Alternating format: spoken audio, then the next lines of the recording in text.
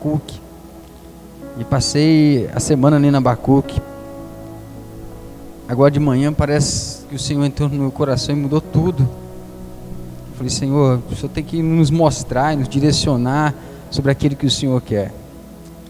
E o Senhor veio falando comigo sobre Daniel. E hoje eu queria ministrar sobre Daniel nesse capítulo número 4. Versículo 10 a seguir. Você achou? Diga amém. Diz assim a palavra do Senhor: estas são as visões que tive quando estava deitado em minha cama. Olhei e diante de mim estava uma árvore muito alta no meio da terra. A árvore cresceu tanto que a sua copa encostou nos céus, e era visível até os confins da terra. Tinha belas folhas, muitos frutos, e nela havia alimento para todos. Debaixo dela, os animais do campo achavam abrigo, e as aves do céu viviam em seus ninhos, em seus galhos. Todas as criaturas se alimentavam daquela árvore. Nas visões que tive deitado em minha cama, olhei e vi diante de mim uma sentinela, um anjo que descia do céu, e ele gritou em alta voz: derrubem a árvore e cortem os seus galhos, arranque as suas folhas e espalhe os seus frutos, fujam os animais de debaixo dela e as árvores dos seus galhos, mas deixem o toco e as suas raízes, preso com ferro e bronze. Fiquem ele no chão, em meio à relva do campo. Ele será molhado com o orvalho do céu, e com os animais comerá a grama da terra. A mente humana lhe será tirada, e ele será como animal, até que se passem 7 tempos. A decisão é anunciada por sentinelas. Os anjos declaram o veredito, para que todos os que vivem saibam que o Altíssimo domina sobre os reinos dos homens e dá a quem quer, e põe no poder o mais simples dos homens. Amém? Versículo de número 20, vou ler só até o 22, que diz assim: a árvore que viste, que cresceu e ficou enorme, cuja copa encostava no céu, visível em toda a terra, com as belas folhas e muitos frutos, na qual havia alimento para todos, e abrigo para os animais do campo, e morada para as aves dos céus, nos seus galhos. Essa árvore, ó rei, és tu. Tu te tornastes grande e poderoso, pois a tua grandeza cresceu até alcançar os céus, e o teu domínio se estende até os confins da terra. E tu, ó rei, viste também uma sentinela, o anjo que descia dos céus, e dizia: derrubem a árvore e destrua-na, mas deixem o toco e as suas raízes preso com ferro e bronze. Ficam ele no chão, e em meio à relva do campo. Ele será molhado com o orvalho dos céus, e viverá com os animais selvagens até que se passe 7 tempos. Amém? Só até aí. Eu sei que o texto parece ser grande, mas eu fiz questão de ler esse texto para que você compreenda um pouco mais a mensagem a partir de agora. Quando nós lemos o livro de Daniel, nós precisamos entender que tempo nós estamos, o tempo desse profeta. A Bíblia Sagrada nos diz que depois do Egito, Deus dá àquele povo uma terra prometida, uma terra que mana leite e mel. Após a morte de Moisés, a gente vê entrando em cena um homem por nome Josué, e Josué conquista a terra prometida. Ele conquista a primeira cidade, Jericó, e ele vai conquistando. E a Bíblia Sagrada diz que a terra é muito grande, e por a terra ser muito grande, Josué luta toda a sua vida, mas não consegue conquistar todo o território, não consegue expulsar todos os cananeus que ali vivia. E Josué, antes de morrer, ele fala: olha, vocês precisam continuar lutando, vocês não podem parar, vocês precisam continuar lutando, porque a palavra do Senhor nos diz que se vocês entrarem e se contaminarem com esse povo, daqui a pouco vocês vão estar servindo os mesmos deuses desse povo. E servir os mesmos deuses desse povo é a abominação contra o Senhor. Então vocês precisam continuar lutando. Mas a Bíblia Sagrada nos diz que esse povo, eles se cansam de lutar, não quer mais lutar. E se você for ler, e agora eu convido para você lê o livro de Juízes, você vai ver que o povo para de lutar com aquele povo e começa a fazer amizade. E amizade com aquele povo faz com que aquele povo judeu ou israelita, ele se prostitui com outros deuses. A Bíblia Sagrada nos diz que eles vão casando com os cananeus e daqui a pouco eles estão servindo os mesmos deuses do cananeu. Aquele povo cananeu, irmão, era um povo que a Bíblia nos diz que era um povo idólatra. Ele adorava muitos ídolos. E conforme vai se casando, o povo judeu, o povo israelita também começa a adorar outros ídolos. Mas a Bíblia Sagrada diz que isso era abominável aos olhos do Senhor. E Deus vai fazer de um jeito para acabar com isso. E você vai ver que Deus vai levantando os profetas, vai levantando homens para falar: olha, vocês precisam parar com isso. Olha, vocês precisam abandonar os seus deuses. Você vai ver que por muito tempo, se você ler no livro de Juízes, você vai ver, Deus por algum tempo deixa o povo dominar Israel. Israel então, ele confessa o seu pecado, ele tira os ídolos da sua tenda. O Senhor vem com a misericórdia, vem com a bonança, mas depois Israel volta a cometer os mesmos erros. A Bíblia Sagrada vai dizendo que Deus então não para, e Deus levanta. Você vai ver que Deus levanta muitos homens como Ezequiel, como Jeremias, como Abacuque, homens que vai clamar ao povo: olha, vocês precisam abandonar esses deuses. Mas o povo não quer abandonar.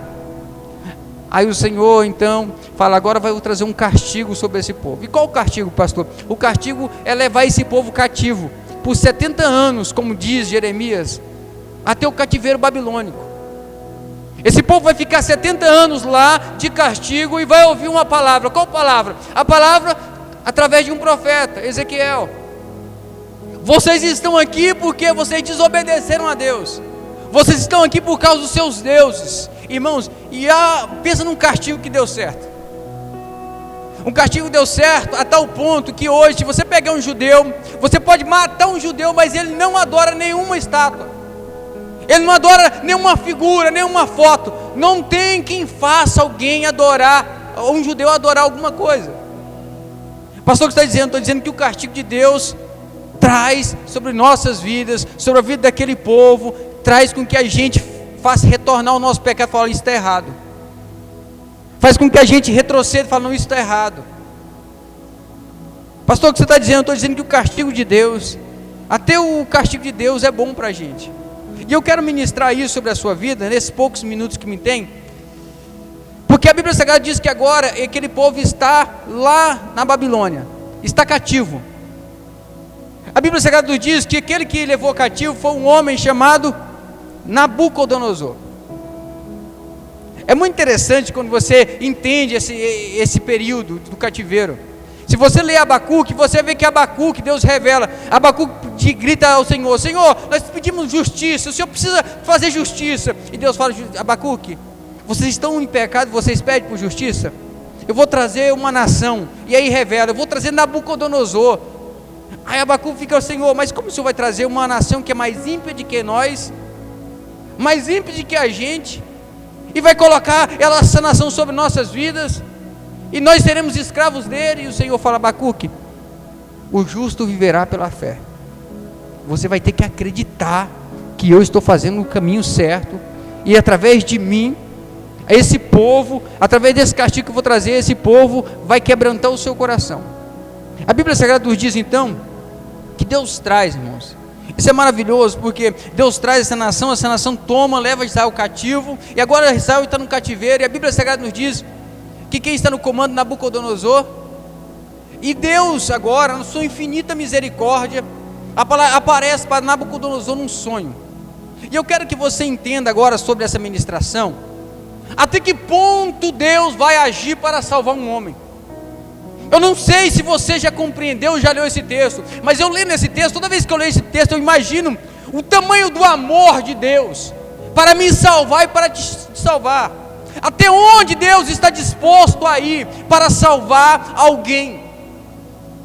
A Bíblia Sagrada nos diz que Deus, para salvar Nabucodonosor, Deus dá um sonho para ele. E eu li o sonho para vocês. O capítulo de número 10, o capítulo número 4, versículo 10, até o versículo 17 vai falar sobre o sonho. Se você continuar lendo, você vai ver que depois desse sonho, ele vai chamar Daniel e falar: Daniel, eu tive um sonho. E é muito interessante, sabe por quê? Porque antes de chamar Daniel, ele chama todo mundo e ninguém consegue falar nada sobre o sonho. Ele tenta chamar os filósofos, nós não sabemos. Vou chamar os encantadores falam: não sei. Chama os feiticeiros, eu não consigo. O astrólogo fala: eu também não consigo falar o que é sonho. Vou ter que chamar Daniel. Chama Daniel, e Daniel fala: eu vou falar para você esse sonho. Esse sonho, ó rei, dessa árvore gigante que chega até os céus, essa árvore que todos vêm até ela, os animais do campo, os animais selvagens, essa árvore que todas as árvores vêm e pousam nela, essa grande árvore é você, é o teu reino. Essa grande árvore é o teu reino. Mas através dessa árvore também vem um anjo que declara: derrubem a árvore. E a Bíblia Sagrada diz que o anjo vem e diz: derrubem a árvore. E Daniel está dizendo: esse anjo que grita também uma sentença sobre a sua vida. Sabe por quê? Porque você não dá glória a Deus. Tudo que você faz é para você. Você não está aí dando glória a Deus. Você olha e acha que tudo isso que você tem é por causa da força do seu braço. É muito interessante quando você lê esse texto, porque Daniel tenta conversar com ele, fala: olha, você precisa voltar atrás. Versículo de número 27 do capítulo 4. O versículo 27 diz assim: portanto, ó rei, aceita o meu conselho. Daniel aconselhando o rei: aceita o meu conselho, renuncia os teus pecados e a tua maldade, pratique a justiça e tem compaixão dos necessitados, e talvez, então continues a viver em paz. Daniel está dizendo para o rei: rei, escute isso. Você tem que parar de achar que tudo que você tem é por causa da força do seu braço. Você tem que dar glória a Deus por tudo aquilo que Ele tem feito na sua vida. E para não se cumprir essa palavra pesada sobre o seu reino, para que Deus não te arranque do poder, e como a palavra diz, te coloque entre os animais, para comer capim, para dormir no meio do vale, você precisa se arrepender do seu pecado. Você precisa regressar atrás e falar: olha, eu me arrependo do meu mal. Você precisa ajudar os necessitados. Mas deixa eu dizer para você: você acha que o rei, ouvindo a palavra, isso entrou no coração dele? Não. Deixa eu falar algo para você. Tem muitas pessoas que quando ouvem você falar uma mensagem para ela: olha, você precisa voltar, arrepender dos seus pecados. Você precisa voltar e arrepender dos seus males. Você precisa voltar e arrepender e acreditar que só Jesus salva. Só tem um caminho para a salvação, é Jesus Cristo. Você já ministrou para alguém e falou: olha, você precisa parar com isso que você está fazendo. O caminho que você está andando vai te levar ao inferno. Pastor, uma mensagem dura? Sim, porque a mensagem de Deus, a maior mensagem de Deus é: Jesus Cristo é a única porta que te levará ao céu. Não é questão de ser duro ou mole, é questão de ser a única oportunidade que o homem tem.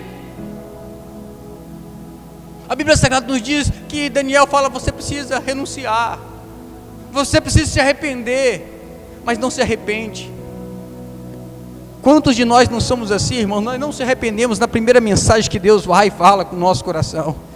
Quando Deus fala com você, quando Deus falou comigo mesmo, eu sei que muitas vezes eu não queria.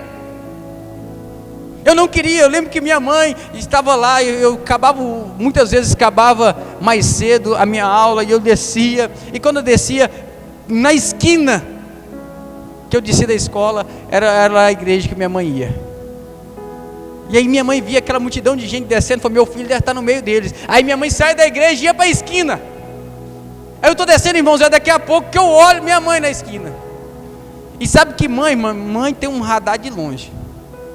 O pai olha, pode ter uma visão boa, mas a mãe De longe a mãe sente onde o filho está, não importa. Ele está no meio daqueles ali, vai andando e fala: está aqui, você é meu filho, vem para cá. Eu não sei se é o cheiro, eu não sei se é o toque, eu não sei se é o cordão umbilical ainda, que mesmo invisível ainda continua ligado, mas a mãe sabe, conhece o seu filho. Minha mãe me via no meio de tantos aqueles alunos que estavam com a camisa igual, ia lá e me pegava, falava assim: onde você vai? Eu falei: não, eu vou, não, vem para a igreja. Aí me arrastava. Eu não queria, eu queria andar com aqueles jovens do meu tempo, eu queria ir para a Lan House naquele tempo.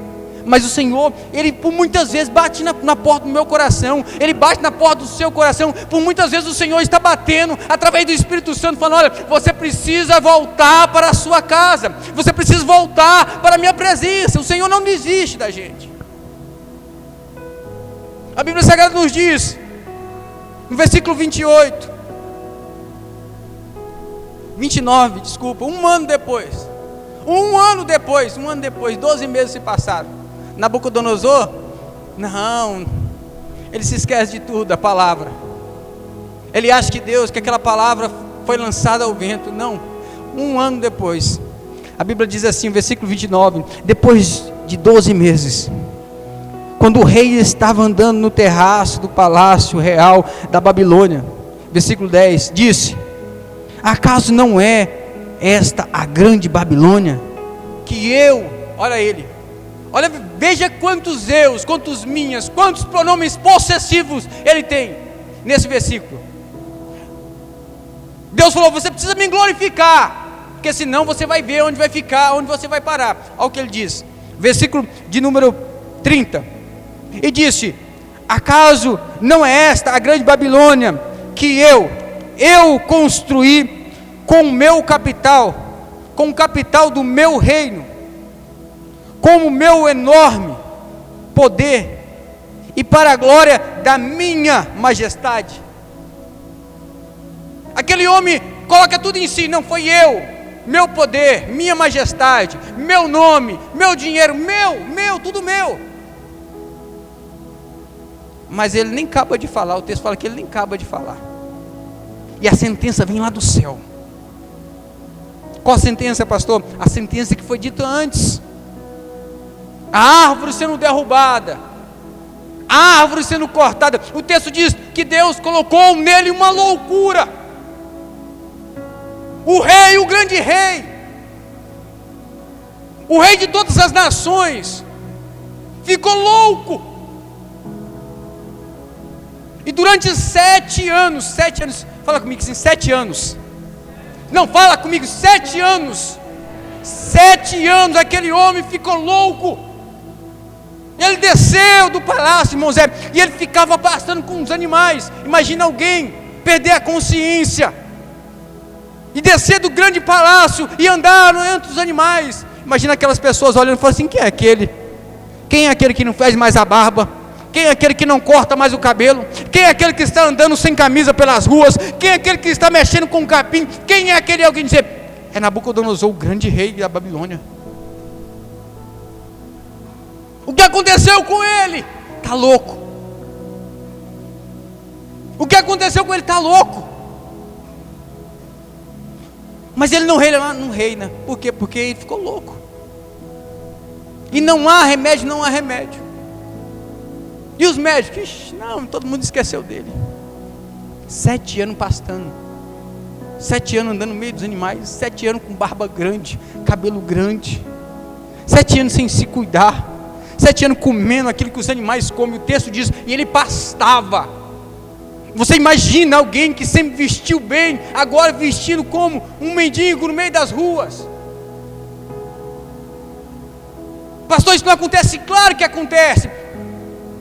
Isso é o castigo de Deus que vem sobre o homem. Pastor, Deus quer castigar por quê? Porque Deus quer você de volta. Deus quer o coração de Nabucodonosor. E a gente vê que após os 7 anos, acabou 7 anos. Versículo de número 34, diz assim: ao fim daquele período, eu, Nabucodonosor, levantei os olhos aos céus e percebi o meu entendimento tinha voltado. Então louvei o Altíssimo e honrei e glorifiquei aquele que vive para sempre. 7 anos se passou. A sentença de Deus foi cumprida. Depois de 7 anos, ele levanta. Do nada, pastor. Claro que é do nada. Levantou os olhos dos céus.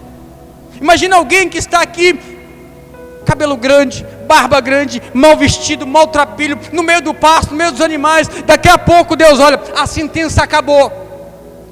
Devolve para ele a consciência. Ele olha aos céus. A consciência vem quando? Quando ele olha aos céus. Por quê? Porque o homem que não tem a consciência, o homem que é roubado a consciência, é um homem que só fica olhando para essa terra. É um homem que todo prazer está sobre essa terra. O texto diz, e quando lhe voltei a consciência, ele olhou aos céus. Oh, glória! Aleluia! Deixa eu dizer algo para você. Tem muitas pessoas que estão olhando para a terra, sabe por quê? Porque ainda não entenderam, não têm a consciência que há um Deus poderoso nos céus. O inimigo tem tirado o entendimento dessas pessoas. Elas não conseguem ver, elas não conseguem ouvir. Mas o texto diz, ele me voltou a consciência, e eu olhei aos céus. E quando ele olha, o que ele faz, irmãos? Qual que é as palavras daquele homem? Você entende as palavras desse homem? Quando ele olha e ele diz assim, percebi que o meu entendimento tinha voltado, então louvei ao Altíssimo. Ele louva a Deus. Então louvei o Altíssimo e honrei e glorifiquei aquele que vive. E agora eu quero que você entenda agora, do versículo de número 34 até o versículo de número 34, 35, que diz assim: o seu domínio é um domínio eterno, o seu reino dura de geração em geração. Todos os povos da terra são como nada diante dele, e ele age como lhe agrada. Com o exército dos céus e com os habitantes da terra, ninguém é capaz de resistir à sua mão ou dizer-lhe o que fizeste. Sabe o que Nabucodonosor está fazendo? Ele está confessando quem é o maior naquela terra. Sabe o que Nabucodonosor está dizendo? Ele está confessando quem é o maior naquele lugar. Ele não fala, eu sou grande, eu sou forte, eu posso, tudo é meu. Não, não, ele está confessando, só tem um que é grande, só tem um que é forte, só tem um que é digno, é Ele, é Ele, é Ele. Pastor, e quando eu confesso? Quem já fez essa confissão um dia? Qual foi o seu dia? Só você sabe, o dia que você confessou radicalmente, eu não posso, Ele pode. Não, eu assumo que eu sou fraco, que eu sou pecador. Não, eu assumo que eu não consigo andar sozinho. Não, eu assumo que eu sou fraco. Quando você assumiu de verdade que Jesus era o Senhor e Salvador da sua vida, é esse momento que Jesus queria que Nabucodonosor fizesse. Quando ele assumiu, quando ele confessou que ele não era nada, que Deus era tudo, sabe o que Deus faz? Deus restaura ele. Há uma restauração na vida de Nabucodonosor. Os versículos seguintes, versículo de número 36, diz assim, ó, e naquele momento voltou-me o entendimento, e eu recuperei a honra, a majestade, a glória do meu reino. Meus conselheiros e meus nobres me procuraram. Meu trono me foi restaurado, e a minha grandeza veio a ser ainda maior. Deixa eu falar para você, até onde Deus vai para que o homem se arrependa do seu pecado. Você sabe até onde Deus está disposto a te levar para que você retroceda e volte para a presença dele? Deus levou Nabucodonosor lá no meio do pasto para reconhecer que ele era Deus. Deus leva aonde quiser, por quê? Porque Deus quer que o homem se arrependa do seu pecado. Tem muitas pessoas que andam sofrendo e vai sofrer até que voltar a se arrepender. Fala, Senhor, eu saí do lugar onde eu nunca deveria ter saído. Senhor, eu estou no lugar, Senhor, e eu estou sofrendo, e eu sei por quê. Porque tem muitas pessoas que sabem por que está sofrendo, irmão. Sabe sim. Jonas sabia ou não sabia que Jonas sabia? Jonas sabia que ele estava sofrendo todo o sofrimento quando ele estava dentro da baleia, era por quê? Porque ele tinha desviado do caminho que Deus deu para ele. Jonas sabia que o caminho que Deus deu para ele era pregar em Nínive. Quando ele desvia do caminho, vem o quê? Vem a baleia e come ele. Ele está achando, é meu fim, eu vou morrer. Não, você só vai se arrepender. Quando você se arrepender, Deus vai te colocar você na praia e você vai voltar ao seu propósito. Porque o amor de Deus, Deus não tem prazer, irmão, Deus ama, Deus é amor. Deixa eu dizer algo para você. Deus não tem prazer na morte do homem. Antes, Deus tem prazer no arrependimento do homem. Deus tem prazer no arrependimento. É por isso que quando a palavra de Deus vem, Jesus fala, olha, eu sou o pastor, mas eu sou o bom pastor. Porque o bom pastor dá a vida pelas suas ovelhas. Quando nós vê João, capítulo número 3, versículo de número 16. Olha o que João vai escrever, capítulo 3, versículo 16. Porque Deus tanto amou o mundo, que deu o seu Filho unigênito, para que todo aquele que nele crê, não pereça, mas tenha vida eterna. Esse é o amor de um Deus Pai. Pastor, por que veio o sofrimento? O sofrimento só vem, sabe para quê? Para que você se arrependa, para que eu me arrependa e volte ao caminho do Senhor. É para isso que veio o sofrimento, para que a gente entenda que o lugar que nós estamos é errado. Você que é mãe, você que é pai, quando você coloca o seu filho de castigo, às vezes dói mais em você do que nele. Mas por que você faz isso? Para que ele entenda que o que ele está fazendo está errado. Para que ele volte e fale, não, eu tenho que voltar para a casa do Pai, eu tenho que voltar a fazer o que é certo. Deus está trazendo essa mensagem para o seu coração. Você precisa voltar a fazer o que é certo. E as provas vão cessar, as bênçãos vão chegar, aleluia, glória a Deus. Tudo que está acontecendo só para que você retroceda e volte aos caminhos do Senhor. Tudo que está acontecendo, sabe o que é? É Deus te afunilando e te cercando, até que você grite, eu quero misericórdia, eu quero voltar para os seus caminhos, eu quero voltar a ministrar a tua palavra, eu quero voltar a ficar com o Senhor. É sobre isso essa mensagem, é sobre isso esse tema, é sobre isso que o Senhor queria tratar com você nessa noite. O Senhor está te chamando de volta. O Senhor está te chamando de volta. O Senhor te ama, aleluia. O Senhor não consegue mais viver longe de você. Glórias a Deus.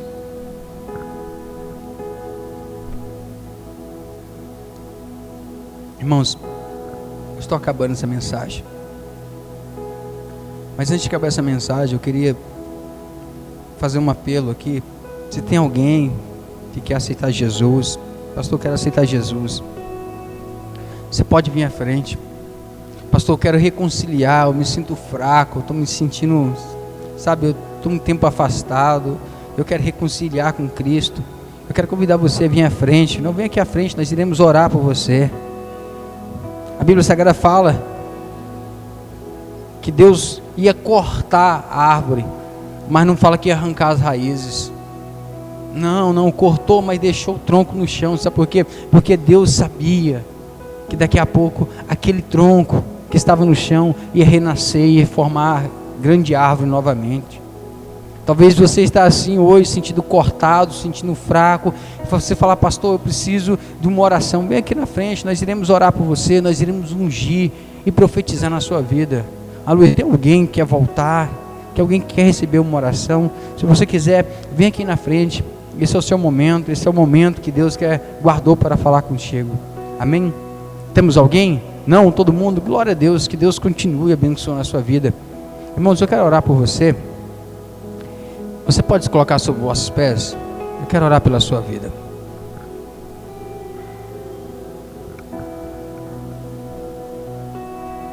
Feche teus olhos por um momento. Soberano Deus, Altíssimo Pai, Senhor, nós estamos aqui, meu Pai, reunidos, meu Pai, em Tua presença. Os Teus filhos estão aqui, ó Deus, e eu te clamo, meu Pai, que o Senhor desça, meu Pai, sua unção, meu Pai, sobre a vida deles.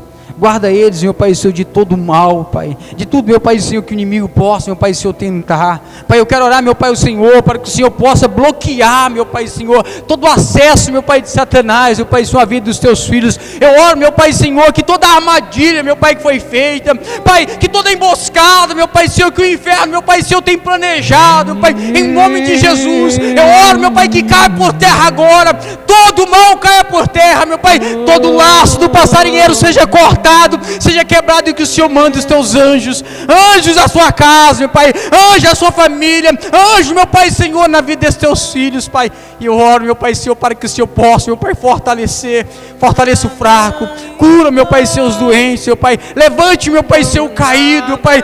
Nós oramos, meu Pai Senhor, crendo, meu Pai, na mão do Senhor, sobre a vida desses que estão aqui, Pai, daqueles, meu Pai, que nos estão nos ouvindo, meu Pai Senhor, Deus, em nome de Jesus, alcance eles, e que a misericórdia do Senhor, Pai, esteja sobre a vida deles, Pai, em nome de Jesus, Pai, assim, meu Pai, como o Senhor teve misericórdia da vida, meu Pai Senhor, deste homem, Nabucodonosor, que o Senhor tenha misericórdia de cada um de nós, Pai, e que o Senhor não desista, meu Pai Senhor, das nossas vidas, mas que o Senhor insista, meu Pai Senhor, na vida deste homem, até que ele seja salvo, meu Pai, em nome de Jesus, Pai, nós oramos, meu Pai, crendo, meu Pai Senhor, na Tua palavra, aleluia. Irmãos, antes da bênção apostólica, eu quero apresentar aqui, está aqui nossa prima Eliana. Façam com as mãos, Eliana, a igreja já conhece, alguns já conhecem, está ali também a Elisângela e o nosso presbítero Fábio, homem de Deus, homem que ministrou uma palavra. Ele ministrou uma palavra aqui, irmãos, há muito tempo. A igreja ainda está voltada para lá, sobre as virgens, e eu guardei essa mensagem anda comigo guardada, tem algumas anotações desse dia ainda. Glória a Deus, que Deus abençoe a vida de vocês. Estamos muito felizes por cada um desses visitantes, e se nós estamos felizes, como a igreja diz, seja bem-vindo em nome do Senhor Jesus, amém? Visitantes, sejam bem-vindos, tua presença é um prazer, com Jesus estamos dizendo, essa igreja ama você. Visitantes, sejam bem-vindos, tua presença é um prazer, com Jesus estamos dizendo, essa igreja ama você. Glória a Deus. Sinta aí o abraço do Espírito Santo na vida de vocês. Irmão, depois, se Deus colocar no seu coração, abraça o visitante e abençoe a vida deles. Amém? Assim com as mãos. Que o grande amor de Deus, que a graça do nosso Senhor e Salvador Jesus Cristo e as doces comunhão e consolação do Espírito Santo esteja conosco, não só hoje, mas por todo sempre. Você que ama o Senhor, diz amém. Cumprimente seu irmão com a paz do Senhor e deseja a ele um final de semana abençoado em nome de Jesus. Santo Espírito